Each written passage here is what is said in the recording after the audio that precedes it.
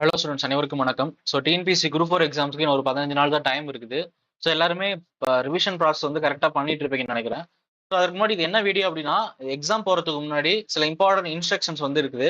So அதை கொஞ்சம் தெரிஞ்சுட்டு போனீங்க அப்படின்னா உங்களுக்கு யூஸ்ஃபுல்லாக இருக்கும். மெயினாக இந்த டைம், அதாவது 2024 வரக்கூடிய இப்போ வரக்கூடிய குரூப் 4 எக்ஸாம்ஸ்க்கு ஃபர்ஸ்ட் டைம் அப்பியர் ஆகக்கூடிய ஸ்டூடெண்ட்ஸ் வந்து இந்த ஓஎம்ஆர் சம்மந்தப்பட்ட இன்ஸ்ட்ரக்ஷன் கொஞ்சம் தெரிஞ்சுக்கோங்க. ஏன்னா கஷ்டப்பட்டு எஃபோர்ட் போட்டு படிச்சு உங்களுக்கு தெரிஞ்ச கொஸ்டின் நீங்க போயிட்டு கரெக்டாகவும் போட்டு பட் இந்த ஓஎம்ஆர்ல மிஸ்டேக் பண்றதுனால அந்த எஃபோர்ட் வேஸ்ட் ஆகிடக்கூடாது. ஸோ அதனால இன்ஸ்ட்ரக்ஷனை கண்டிப்பா ஃபுல்லா தெரிஞ்சுக்கிட்டு போங்க. ஓகேவா? ஃபர்ஸ்ட் ஆஃப் ஆல் நீங்க எக்ஸாம் போறீங்க அப்படின்னா எந்த டைம்குள்ள நீங்க எக்ஸாம் ஹால்ல இருக்கணும், ஓஎம்ஆர் ஷீட் எப்போ கையில கொடுப்பாங்க, கொஸ்டின் புக்லெட் எப்போ கொடுப்பாங்க, எவ்வளவு நேரம் நம்ம எக்ஸாம் எழுதலாம் அப்படின்றத ஓரளவு உங்களுக்கு தெரிஞ்சிருக்கணும். இப்போ உங்களுக்கு வந்து இந்த இடத்துல வந்து எக்ஸாம் சென்டர் போட்டிருக்காங்க. இது வந்து ஒரு ஸ்கூல்னு வச்சுக்கோங்களேன். இந்த ஸ்கூலுக்கு ஆக்சுவலி நீங்க வந்து எந்த டைமுக்குள்ள நீங்க இந்த ஸ்கூலுக்குள்ள இருக்கணும் அப்படின்னா 8:30க்குலாம் இருக்கணும். 8:30க்குலாம் இந்த ஸ்கூலுக்குள்ள நீங்க இருக்கணும். ஓகேவா? 8:30ல இருந்து 9 AM. ஸோ இந்த டைம்ல பாத்தீங்க அப்படின்னா உங்களுடைய எக்ஸாம் ஹால்குள்ள நீங்க போயிருக்கணும். எக்ஸாம் ஹால்ல 9 மணிக்கு மேல நீங்க என்டர் ஆகணும்னு ட்ரை பண்ணீங்க அப்படின்னா கண்டிப்பா விட மாட்டாங்க. 9 மணிக்கு உள்ளேயே எக்ஸாம் ஹால்ல இருக்கணும். ஏன்னா 9 மணிக்கு பண்ணீங்க அப்படின்னா ஃபர்ஸ்ட் பெல் அடிக்கும். இந்த ஃபர்ஸ்ட் பெல் 9 மணிக்கு ஷார்ப்பா அடிச்சதுமே கையில ஓஎம்ஆர் ஷீட் கொடுத்துருவாங்க. ஓஎம்ஆர் ஷீட்ல உள்ள டேட்டாஸ் எல்லாம் கரெக்டா இருக்கான்னு நீங்க செக் பண்ணிட்டு இருப்பீங்க. அடுத்து செகண்ட் பெல் வந்து 9:20க்கு அடிக்கும். 9:30 AM பாத்தீங்க அப்படின்னா 9:20க்கு செகண்ட் பெல் அடிக்கும். ஸோ இப்ப பாத்தீங்க அப்படின்னா உங்களுக்கு கொஸ்டின் புக்லெட் கொடுத்துருவாங்க. கொஸ்டின் புக்லெட் கொடுத்துருவாங்க. கொஸ்டின் புக்லெட்டை பொறுத்த வரைக்கும் பாத்தீங்க அப்படின்னா இந்த மாதிரி இருக்கும். இது கொஸ்டின் புக்லெட்டு. ஸோ இந்த இடத்துல பாத்தீங்க அப்படின்னா இங்க வந்து ஒரு கட்டம் மாதிரி கொடுத்து பாக்ஸா இருக்கும். இதுல வந்து சில நம்பர்ஸ் இருக்கும். Q1 8 ST இப்படிலாம் இருக்கும். இது வந்து சீரியல் நம்பர். கொஸ்டின் புக்லெட்டினுடைய சீரியல் நம்பர் இது இந்த இந்த இந்த பாக்ஸ் இருக்கிறது. அதே மாதிரி இந்த இடத்துல பாத்தீங்க அப்படின்னா ஒரு ஸ்டிக்கர் மாதிரி ப்ளூ கலர் ஒட்டி சீல்டு அப்படின்னு போட்டிருக்கோம். ஓகேவா? இப்போ 9:20க்கு வந்து உங்களுக்கு கையில கொஸ்டின் புக்லெட் கொடுத்ததுமே இந்த சீலை நீங்க பிரிச்சு என்ன பண்ணணும் அப்படின்னா உங்களுடைய கொஸ்டின் புக்லெட்ல இருக்கக்கூடிய கொஸ்டின்ஸ் எல்லாமே 200 கொஸ்டின்ஸ் கரெக்டா இருக்குதா அப்படின்றத நீங்க செக் பண்ணணும். நீங்க என்ஷூர் பண்ணதுக்கு அப்புறமா தான் இந்த கொஸ்டின் புக்லெட் நம்பரை உங்களுடைய ஓஎம்ஆர் ஷீட்ல நீங்க என்ட்ரி பண்ணணும். சப்போஸ் உங்களுக்கு கொடுத்துருக்கக்கூடிய கொஸ்டின் புக்லெட்ல ஒரு கொஸ்டின் ஒரு பேஜ் பிரிண்ட் ஆகாம இருக்குது அப்படின்னா உங்களுடைய ஹால் சூப்பர்வைசர் இன்விகிலேட்டர் வந்து உடனே இன்ஃபார்ம் பண்ணிட்டு கொஸ்டின் புக்லெட்டை சேஞ்ச் பண்ணி கொடுக்க சொல்லுங்க. மேக்ஸிமம் அப்படி எரர் இருக்காது. பட் சப்போஸ் இருந்துச்சு அப்படின்னா இந்த மாதிரி பண்ணுங்க. ஸோ அதனால கண்டிப்பா 200 கொஸ்டின்ஸ் கரெக்டா பிரிண்டா இருக்கா அப்படின்றத என்ஷூர் பண்ணிட்டு உங்களுடைய புக்லெட் நம்பரை வந்து ஓஎம்ஆர் ஷீட்ல என்ட்ரி பண்ணுங்க. ஒன்ஸ் என்ட்ரி பண்ணிட்டீங்க அப்படின்னா அதை நீங்க எரேஸ் பண்ணக்கூடாது, எதுவுமே பண்ணக்கூடாது. இந்த எக்ஸாம் அவ்வளவுதான் அப்படின்ற தலை மூடிட்டு வந்துட வேண்டியதான். அதனால திரும்ப திரும்ப சொல்றேன், ரொம்ப ரொம்ப ரொம்ப கேர்ஃபுல்லா இருக்கணும். ஓகேவா? முடிஞ்சது அப்படின்னா எக்ஸாம் போறதுக்கு முன்னாடியே அபிஷியல் ஓஎம்ஆர் ஷீட்டை பிரிண்ட் அவுட் எடுத்து ஜஸ்ட் நீங்களா ஒரு என்ட்ரி மாதிரி பண்ணி பாருங்க. ஓகேவா? எக்ஸாம் போறதுக்கு முன்னாடி. இப்போ இது வந்து எக்ஸாமோடைய டைமிங். இப்போ 9:20ல நீங்க வந்து இந்த இந்த இந்த சீரியல் நம்பர்லாம் இதுல ஃபில் பண்ணிட்டு முடிச்சிட்டீங்க அப்படின்னா தேர்ட் பெல் வந்து எப்போ அடிக்கும் அப்படின்னா 9:30க்கு அடிக்கும். கரெக்டா 9:30 AM நீங்க எக்ஸாம் எழுத ஸ்டார்ட் பண்ணலாம். ஓகேவா? கொஸ்டின் புக்லெட் 9:20 கொடுத்ததுமே நீங்க எழுதக்கூடாது. சீல்டு பிரிச்சுட்டு கொஸ்டினை தான் செக் பண்ணணும், பிளஸ் சீரியல் நம்பர் தான் என்ட்ரி பண்ணணும். 9:30க்கு தான் நீங்க எக்ஸாம் எழுத ஸ்டார்ட் பண்ணணும். கடைசியா ஃபோர்த் பெல் பாத்தீங்க அப்படின்னா ஸோ இதற்கு இடையில பாத்தீங்க அப்படின்னா 1 hour ஒன்ஸ் ஒரு பெல் அடிக்கும். அது நீங்க தெரிஞ்சுக்கங்க. ஸோ கடைசியா 12:30 PM பாத்தீங்க அப்படின்னா எக்ஸாம் க்ளோஸ் பண்ணணும்.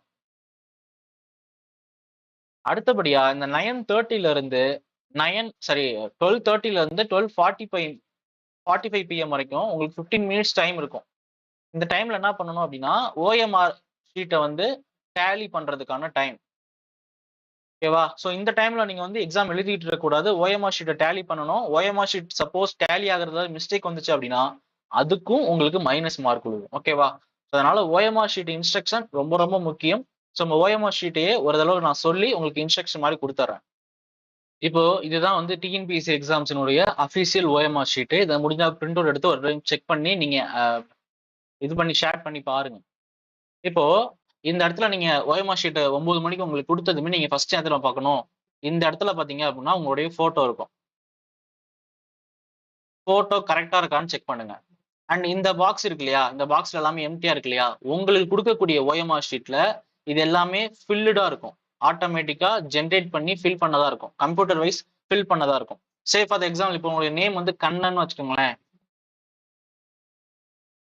கண்ணன் அப்படின்னு நேம் கரெக்டா இருக்கும். இனிஷியலோட இருக்கும். உங்களுடைய ரெஜிஸ்டர் நம்பர் வந்து ஏதோ சம்திங் எல்ஸ் Q1 321 86 ST அப்படி இப்படி இருக்குன்னு வச்சுக்கோங்க உங்களுடைய ரெஜிஸ்டர் நம்பர். அண்ட் தென் உங்களுடைய சப்ஜெக்ட் அப்படிங்கிறது வேற ஒன்றும் இல்லை. நீங்க எந்த எக்ஸாம் எழுத போறீங்களோ அந்த எக்ஸாமோடைய நேம் இருக்கணும். இப்போ டிஎன்பிசி குரூப் 4 2024 இருக்கான்னு பாத்துக்கோங்க. அண்ட் தென் உங்களுடைய சென்டர், இப்போ ஒரு ஏதாவது நீங்க கவர்மெண்ட் ஹையர் செகண்டரி ஸ்கூல் எழுதுறீங்க அப்படின்னா கவர்மெண்ட் ஹையர் செகண்டரி ஸ்கூல் அந்த லொகேஷன் பிளஸ் வென்யூ டைமிங் பாத்தீங்க அப்படின்னா கரெக்டா இருக்கா, 9:30 to 12:30 PM கரெக்டா இருக்கான்னு பாத்துக்கோங்க. அண்ட் தென் டேட்டு பொறுத்த வரைக்கும் என்னது 9/6/2024. செஷன் பாத்தீங்க அப்படின்னா ஃபார்னூன் தான். ஸோ ஆஃப்டர்நூன் செஷன்லாம் கிடையாது. ஆல் ஓவர் தமிழ்நாடு ஒரே டேட்டு ஒரே செஷன் தான். ஓகேவா? ஸோ இது எல்லாமே கரெக்டா இருக்கா அப்படின்றது ஃபர்ஸ்ட் ஒன்னா செக் பண்ணுங்க. சப்போஸ் ஏதாவது மிஸ்டேக் இருந்தது அப்படின்னா உங்களுடைய ஹால் சூப்பர்வைசர்கிட்ட கூப்பிட்டு இந்த மாதிரி மிஸ்டேக் இருக்கு அப்படின்றத இன்ஃபார்ம் பண்ணிருங்க. ஓகேவா? ஸோ இந்த இடத்துல பாத்தீங்க அப்படின்னா ஒரு சீரியல் நம்பர் இருக்கும். ஸோ அதையும் செக் பண்ணிக்கோங்க. ரெண்டாவது விஷயம் என்ன பண்ணீங்க அப்படின்னா இந்த இடத்துல செக்ஷன் 5 இருக்கு பாத்தீங்களா, இந்த பார்ட் 1ல செக்ஷன் 5 இதுல பிரசன்ட் அப்படிங்கிறத ஷேர் பண்ணிருக்கணும். இப்படி ஷேர் பண்ணிடணும். ஓகேவா? அதே போல இங்க செக்ஷன் 5 ஒன்று இருக்கும். ஸோ இந்த இடத்துலயும் பாத்தீங்க அப்படின்னா ஷேர் பண்ணிடணும். இதெல்லாம் எப்போ 9ல ஆரம்பிச்சு 9:30க்குள்ள 9:20க்குள்ள இதெல்லாம் முடிச்சிருக்கணும். 9:20க்கு உங்க கையில புக்லெட் கொடுத்துருவாங்க. ஸோ அப்ப என்ன சொல்லியிருக்கேன், புக்லெட் கொடுத்ததுமே சீல் ஓபன் பண்ணிட்டு ஒன்ஸ் ஃபுல்லா 200 கொஸ்டின்ஸும் கரெக்டா இருக்கான்னு செக் பண்ணதுக்கு அப்புறமா எல்லாமே கரெக்டா பெர்ஃபெக்டா இருக்குது அப்படின்னா அந்த கொஸ்டின் புக்லெட்ல உள்ள சீரியல் நம்பரை தூக்கி இங்க எழுதணும். சே ஃபார் எக்ஸாம்பிள் இப்போ 0 1 8 3 2 8 1 இப்படின்னு இருக்குன்னு வச்சுக்கோங்களேன், 0 இருக்குன்னு வச்சுக்கோங்க. இப்போ நீங்க வந்து இதை எழுதிட்டு இதை நீங்க ஷேர் பண்ணணும்.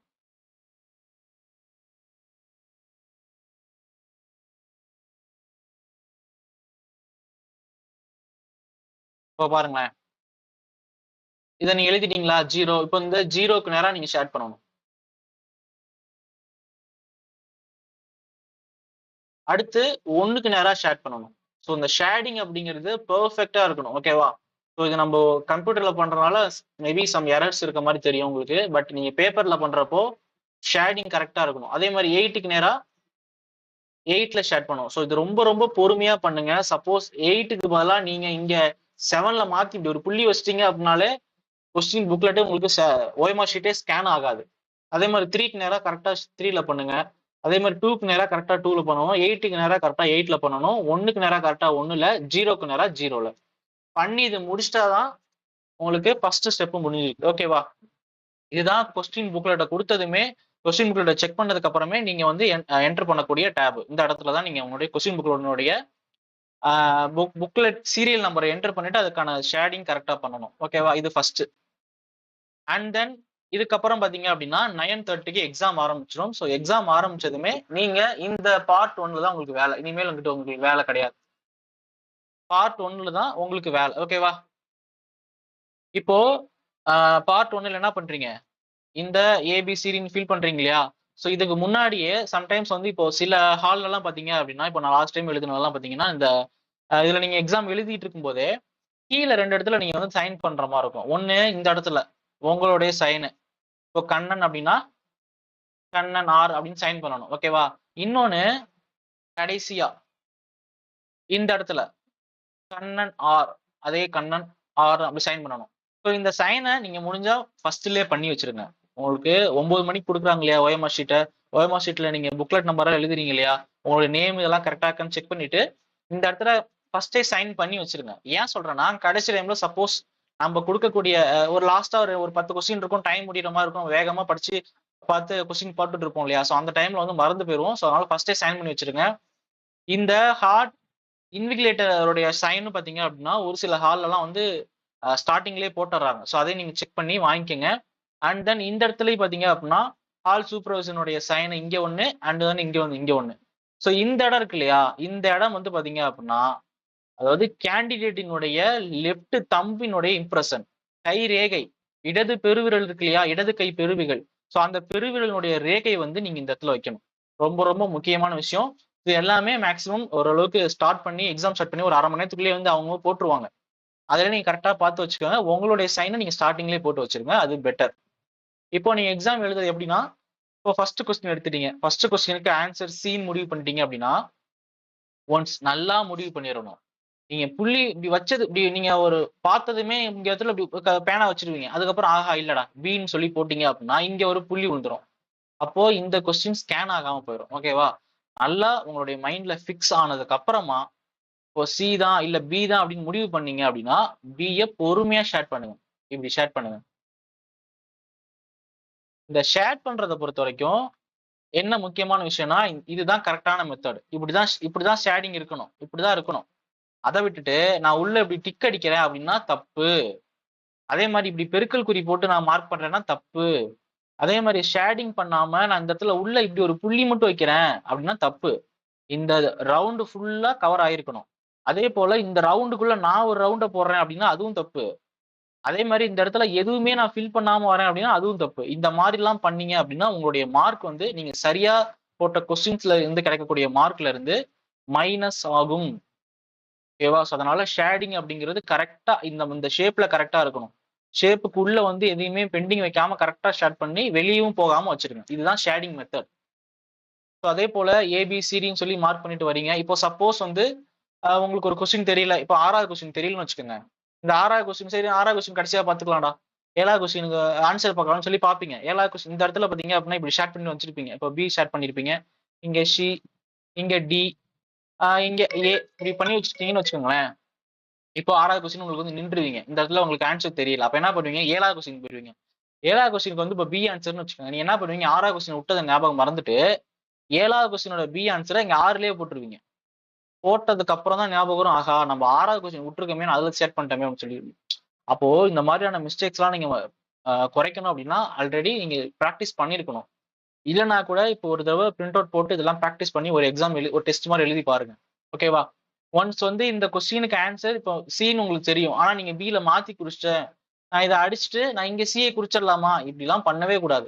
ஒன்ஸ் இந்த ஒரு பாக்ஸ்குள்ள ஒரு புள்ளி வச்சிட்டீங்க அப்படின்னா ஆப்ஷன்ஸை நீங்க மாத்தவே கூடாது. ஈவன் தோ உங்களுக்கு இந்த ஆன்சர் தப்புன்னு உங்களுக்கு அப்பயே தெரிஞ்சா கூட நீங்க மாத்த முடியாது. அதனால நல்லா ஃபிக்ஸ் ஆகிட்டு இந்த பாக்ஸ்குள்ள கையை வைங்க. ஓகேவா? இது நல்லா புரிஞ்சுக்கணும். அண்ட் தென் எக்ஸாம் நான் முடிச்சதுக்கு அப்புறமா இந்த இப்போ ஏல வந்து இப்போ நீங்க இந்த எல்லாத்துலயும் வந்து இப்படி ஏ இங்க ஒன்று போட்டிருப்பீங்க, இங்க ஒரு கொஸ்டின்ல ஏ போட்டிருப்பீங்க இல்லையா, இது எல்லாத்தையுமே கூட்டி டேலி பண்ணி இங்க போடணும். இப்போ டோட்டலா ஏக்கு எத்தனை நீங்க ஷேர் பண்ணிருக்கீங்க, டோட்டலா இப்போ மொத்தம் 67 கொஸ்டின், அதுல வந்து 20 கொஸ்டின் ஷேர் பண்ணிருக்கேன்னா இங்க 20, அதாவது ஏ மட்டும் நீங்க கூட்டணும். அதே மாதிரி பி மட்டும் எத்தனை ஷேர் பண்ணீங்களோ அதை கூட்டி 13னா இங்க 13ன்னு போடணும். சி எல்லாம் கூட்டி இங்க 12னா இங்க 12ன்னு போடணும். டி எல்லாம் கூட்டி இங்க 15னா 15ன்னு போடுங்க. இ வந்து எக்காரணத்தை கொண்டும் போடவே போடாதீங்க. ஒரு கொஸ்டின் உங்களுக்கு ஆன்சர் தெரியல அப்படின்னா ஏபிசிடிலக்குள்ள ஏதாவது ஒரு ஆப்ஷனை டிக் பண்ணிட்டு வாங்க, அதாவது ஷேர் பண்ணிட்டு வாங்க.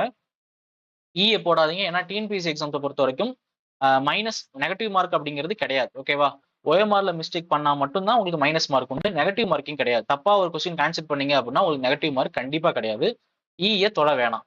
ஸோ அதே போலதான் 2வது காலம்ல உள்ள இதையும் நீங்க பண்ணணும். ஓகேவா?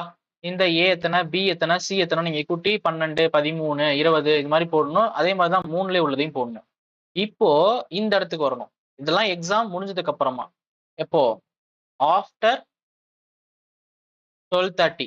இந்த 12:30ல இருந்து 12:45 வரைக்கும் 15 மினிட்ஸ் டைம் இருக்கு இல்லையா, ஸோ அந்த டைம்ல தான் இந்த டேலி ஒர்க்லாம் நீங்க பண்ணணும். இங்க என்ன பண்ணணும், இந்த ஏ இருக்கு இல்லையா, இந்த ஏ எத்தனை இப்போ டோட்டலா,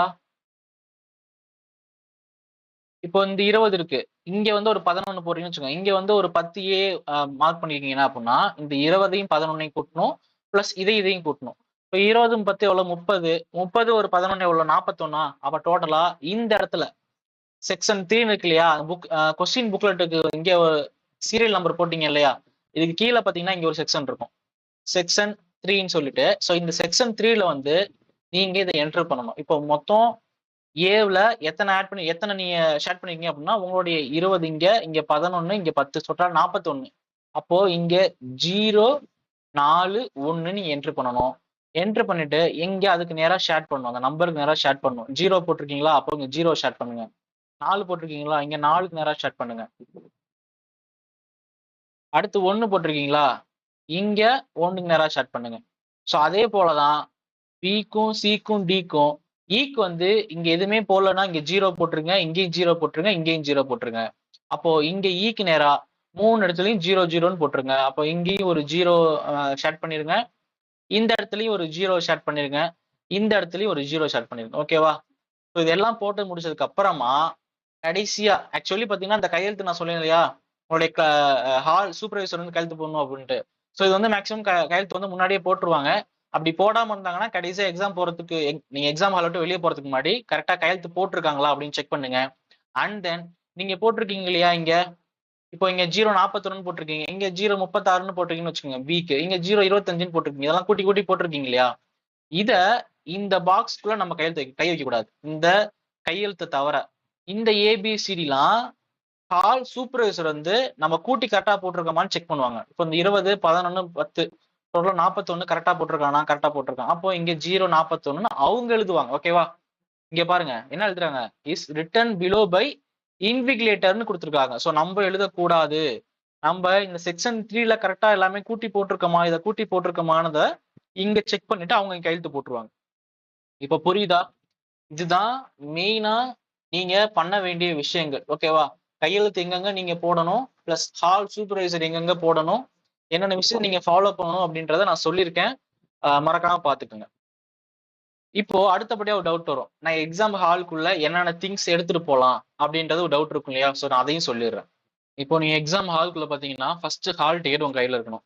இந்த ஹால் டிக்கெட் வந்து நான் கலர் பிரிண்ட் எடுக்கணுமா இல்ல மோனோக்ரோம்லயே எடுக்கணுமான்னு கேட்டீங்க அப்படின்னா அது உங்களோட விருப்பம். நீங்க எய்தர் கலர்லயும் எடுக்கலாம் ஆர் பிளாக் அண்ட் ஒயிட்லயும் எடுக்கலாம்.